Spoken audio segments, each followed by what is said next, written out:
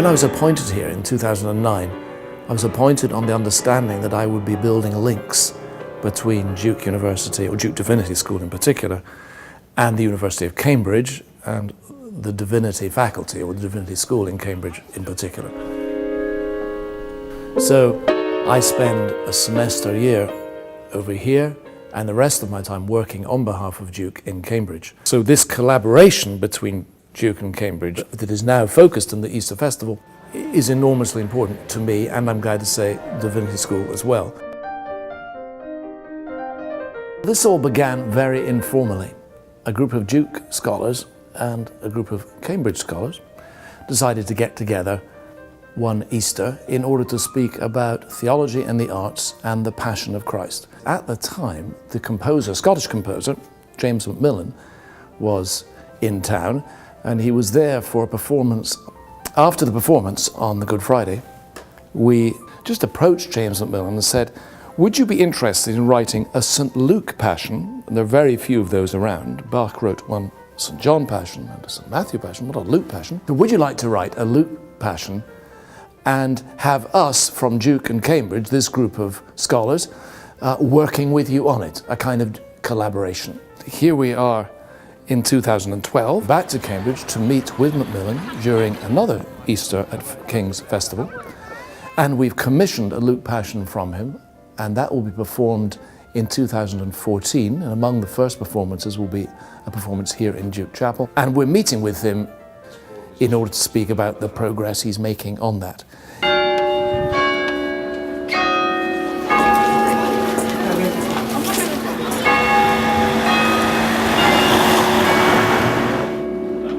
We've been at King's College as a group of theologians, including biblical scholars, and artists, both musicians and a poet, Michal O'Shiel, an Irish poet, talking about the relations between theology and the arts, particularly as we're looking toward the composition of a St. Luke's Passion by James MacMillan, a Scottish composer.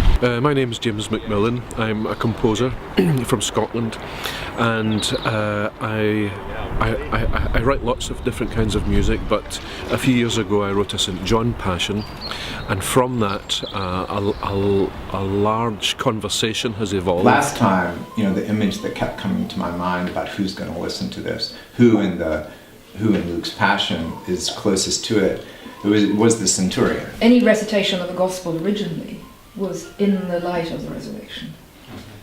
But in a secularized culture that doesn't believe in the resurrection, how do you walk into the Passion, which is what you have to do in Holy Week? I mean, the whole point is that it's a process and that you can't anticipate the outcome. Jeremy has put together this group of people from different backgrounds, different universities, different countries, to discuss with me the writing of my next Passion setting, which is this time a setting of the St. Luke Passion.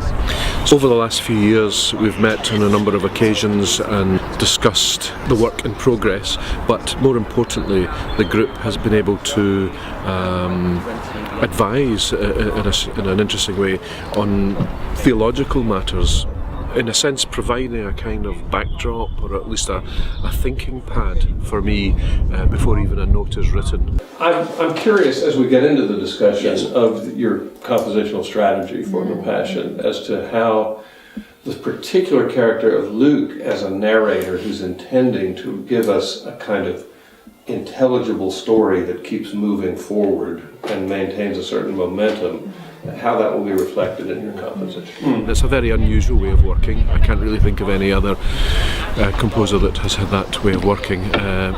But it hasn't been restrictive at all. It's just simply broadened the research for me and widened the conversation into something very fascinating for me.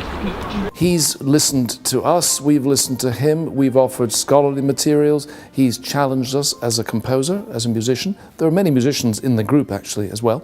But basically we were looking very closely at the text together. We were immersing ourselves in the text prayerfully, and as scholars and as theologians. and he was taking us into the text and making us see and hear things that we wouldn't otherwise see and hear.